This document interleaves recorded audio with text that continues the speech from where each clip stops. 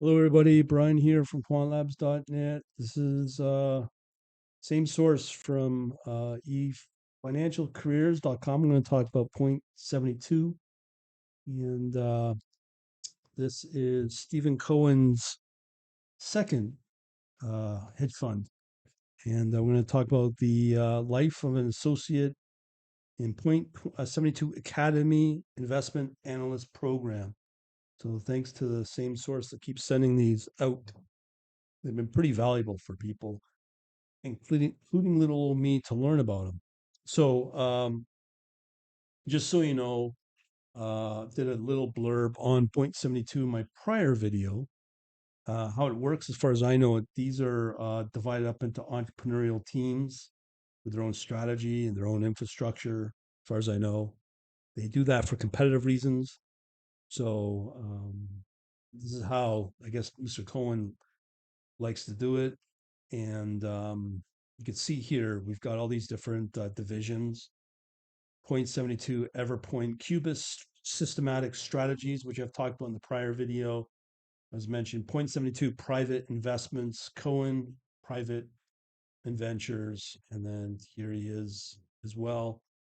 Just look him up and see why he's got a second hedge fund here. Uh, we'll leave it at that. And let's go into the life of an analyst at this firm. So we've done one on Citadel a while back.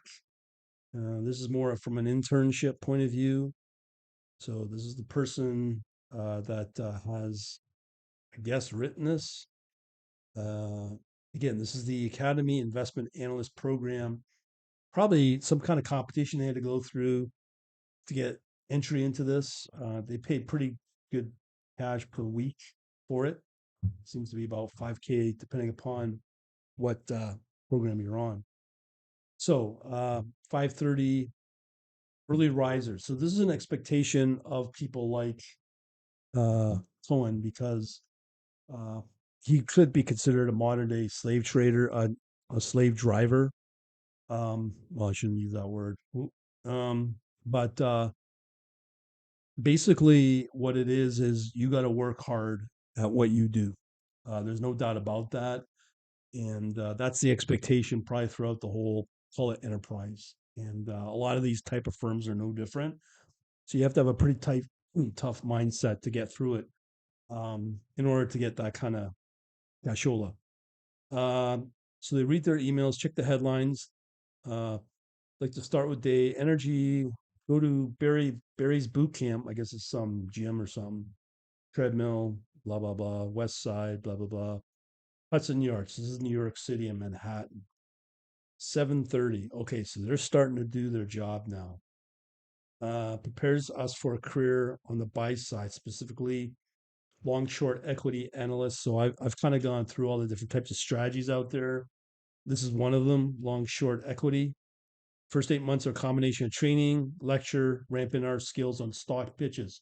So part of that, it sounds like that they got to put together themes and uh, and argue it with other people, superiors, will say, on why and the rationale and why they should pick those stocks. So there's the investment teams. They are feel liking more than being at school, lectures and guidance from the coaches, but ultimately teaches us how to come up with investment recommendations and how to articulate why we think these stocks will move in one direction instead of another. So this is definitely not tech related. Um, and again, this is probably the old school way of doing it. Um, for me, as an example, you can just use pure raw data, develop your own strategies built around those with your own calculations, doing whatever method, if it's fundamental, technical, quant, whatever else, no different. Okay, so eight. Now this is just 8 a.m. now. Um, so first thing I do, they arrive, go through the headlines, digest all the news. It's earnings season, so they go through the print and analyze the potential implication for the companies they cover. Geez, just as an example here on the tech side, you can see here. I've got thousands could do the same thing what they're doing among thousands and thousands of stocks and ETFs. Takes a couple hours to run, but you can do the same thing depending upon how you extract the data and how you process the data to figure out what you think is important and what you should watch. I've been doing that for months on end now.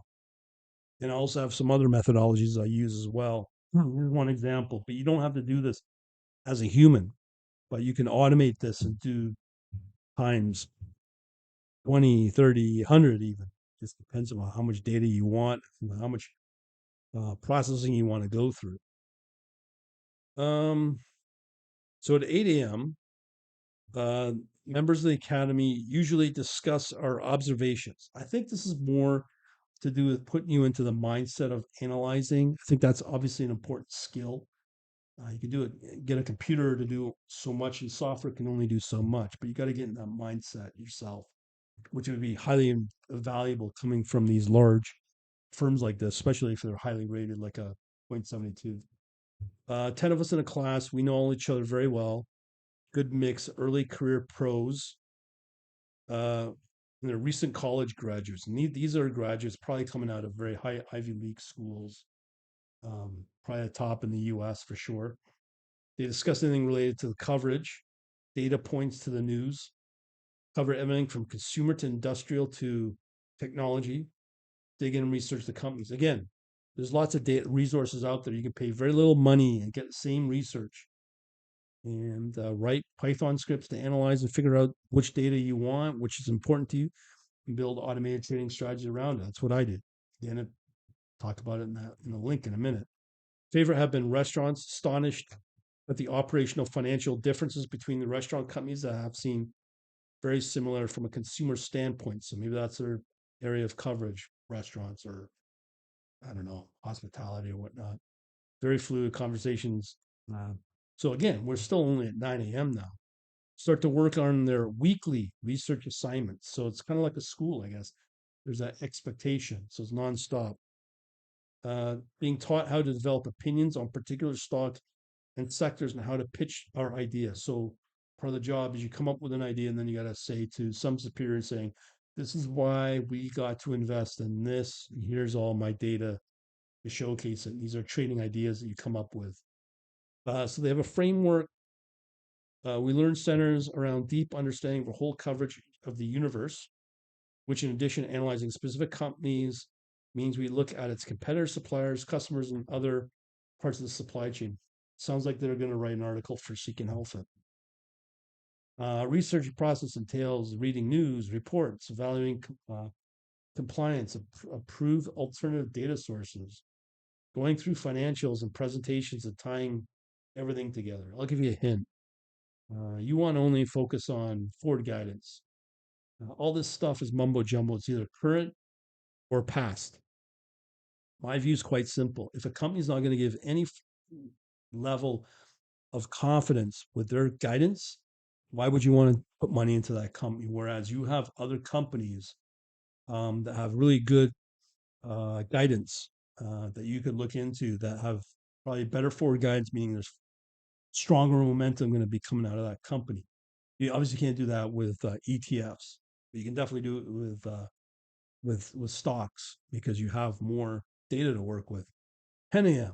When I'm on meetings with their coach, I guess these are obviously analysts that have been successful at what they do. But personally, I think these kind of skills are going by the wayside, by the way of the dodo. I mean, it's good to have, um, but automation is really changing it all, and especially now with what I'm talking about, and then you throw in the machine learning and AI, gets even deeper, and you can go deeper into the options of some of these companies as well.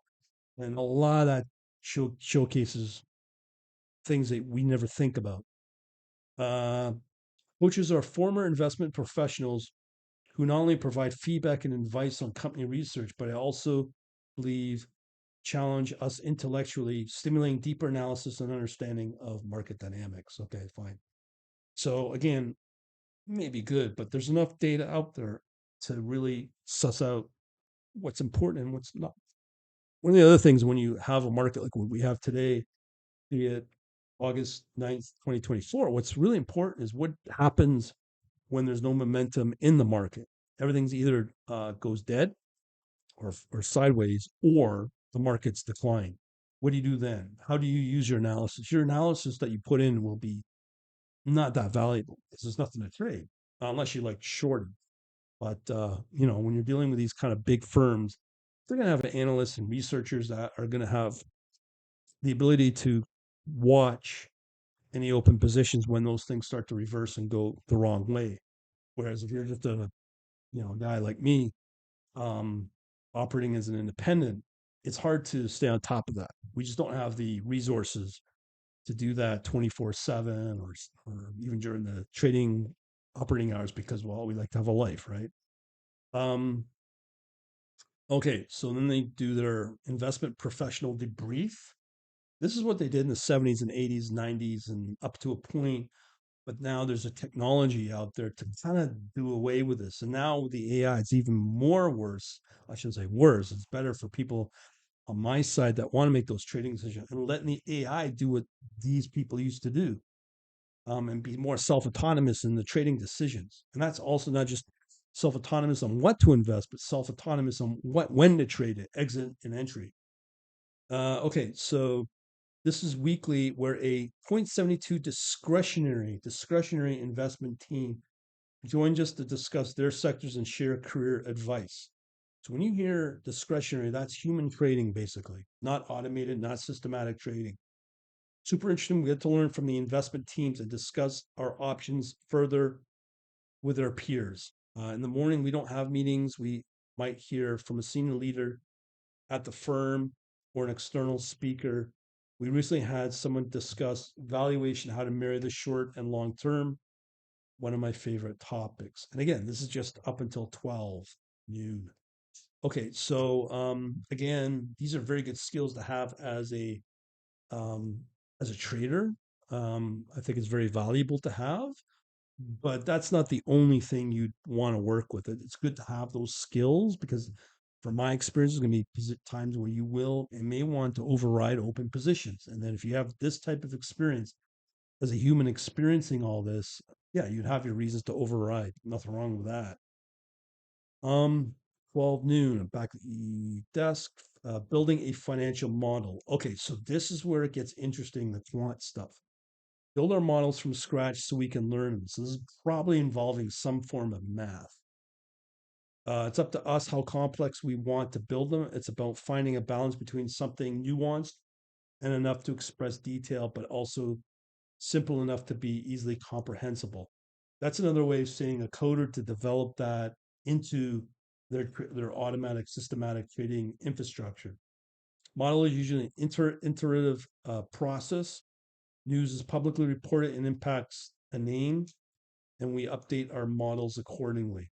Um, I think these big funds, like they're billions, they're gonna have their own data, their own proprietary data they can work off of from decades of operating, especially if you're a DE Shaw, it's been around for so long.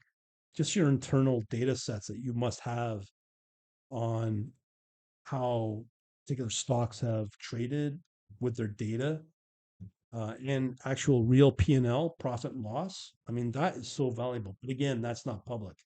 That's internal. That's going to be private data that they have, which is proprietary, and it's highly valuable for them. We have hot food at 3 days a week, plenty of lunch options. This is worthless. I take a chance to get out. We also have a nice thing called Meet and Eat with analyst portfolio managers in their office. Great way to know people and hear different perspectives. I do believe there was, I don't know how recent the interview was on PB, can't remember who it's with, but Owen goes over this live. I've only seen him talk once, and this is in the interview. You can easily find that on YouTube. He probably goes through how he wants his employees to think. And I'm sure all the other big trading firms are the same. 2 p.m. Oh, sorry. Yeah, so that's 1 p.m. Uh, yeah, so that's in the Hudson Yards. That's a swanky office, apparently. It's all new in Manhattan. Working on model again, talking with fellow Academy associates. Team is very collaborative, and remember, there's only 10 of them. We often compare and debate on stocks. That's one of the things that you need to do to be able to openly communicate in these groups. That's what makes these folks be very valuable because these firms are wanting these graduates, I guess you call them, or students to move up the chain really quick, going into senior roles, team lead, management. That's how you retain these jobs in a career over the long run to get up into the managing director and partner levels. These aren't black and white. It's about who's right and who's wrong, but about how different people are thinking about the company. Things aren't black and white. Well, when it comes to your bonus at will, if you bring in profit and returns, yes, it will reflect on your bonuses. So it is about black and white. But when you're young, I guess you're not going to have your trading edge yet. But they're trying to encourage you to create that. People are super creative and often discussion around their calls. That's, I think, not mistaken, Dalio's firm, was it Bridgewater, work the same way. And I also believe even Renaissance does this as well. And remember, those are the super nerds, math, physics, and highly specialized, highly advanced computer science. 3 p.m. Interview with one of the discretionary, again, human-based investment teams that I might do rotations with. So they're trying to get you exposed to different teams, which is pretty good. The last 2 months of the academy were taught on investment teams at Point72. The opportunity to potentially receive an offer from the team upon the successful completion of the academy program. That's why they bring you in, because they want to filter you out to see if you're the cream of the crop. If you're the cream of the crop, yeah, you get a job, you get a career, and you're expected to stay on, and you'll be well compensated for it. 4 p.m. Wow. Okay, so back at their desk, conducting research, working on their models. Market closes at 4 p.m. We spend time digesting everything that's happened during the incorporating feedback from their coaches. Daily conversations, ongoing analysis of mosaic data points have helped me recognize how knowledge compounds in this job and which will turn into career, constantly confirming or prompting us to rethink our views. So this is strong, strong views of the markets and being able to formulate your own opinion of it, become right or wrong. That is a good skill to get. Academy. Okay, so remember, this is what time they start at. 5:30, so 7:30, they're probably even by 7 a.m. they're already starting. So they're going 24/7 probably on this. 7 p.m. So that's now 12 hours later, 5 days a week, probably expected 7 days a week. That's why they compensate so well. Academy often sits down for dinner together. Usually people from uh, other Point72 offices as well. It's a social occasion. Don't think that talk about stocks and markets, but also talk about New York life and restaurants. Something. Sometimes the previous academy classes come and check up on us, which is good. I think everyone wants you to succeed. That's true. They also do this as a form of a test. Your communication, your to show your passion for the business and the employer. Point 72. You can see sounds like a cult mentality of these kind of firms, which I'm not sure if I want to become part of because I like to be independent and not be part of it. I just, there's an expectation and you're going to be locked down on very strict NDAs, and this company becomes your life basically. So 8:30 p.m. Go home. They catch up. They go out as a group. Uh, Persons are Argentinian, so don't mind eating late. Blah blah blah. Okay, 9:30. Here's the interesting part. They may finish work, so they are now going beyond into their personal hours, work prep for the next day, and they're in bed by that time, 10:30. So it's very regimented. Schedule has shifted earlier compared to when I was in investment banking. So this is going from investment banking into hedge fund. Hedge funds are much more uh, higher expectations. Early mornings been easy to get used to. It's pretty, especially in the winter. Okay, so you got to live and breathe this stuff.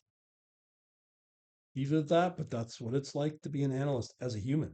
All right, talk to you later. Oh, and if you want to learn about more on the technology front, there's a link in the description uh, taking you to this, or just go into the quantlabsnet.com, click the learn. That'll take you to two things.